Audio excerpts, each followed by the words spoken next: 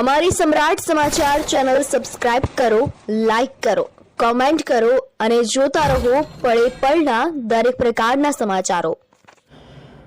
તળાજાથી ભાવનગર જતા Somnath national highway ઉપર વેળાવદર નજીક ટોરસ ડમ્પર અને બાઇક વચ્ચે ગંભીર અકસ્માત સર્જાયો। ભાવનગર જિલ્લાના તળાજા શહેરથી ભાવનગર જતા સોમનાથ નેશનલ હાઈવે ઉપર ગંભીર અકસ્માત થયેલ હોવાની ઘટના સામે આવી છે। આ બનાવની જાણવા મળતી માહિતી મુજબ તળાજાથી ભાવનગર જતા સોમનાથ નેશનલ હાઈવે ઉપર વેળાવદર ગામ નજીક ટોરસ ડમ્પર અને બાઇક વચ્ચે ગંભીર અકસ્માત થયો હતો।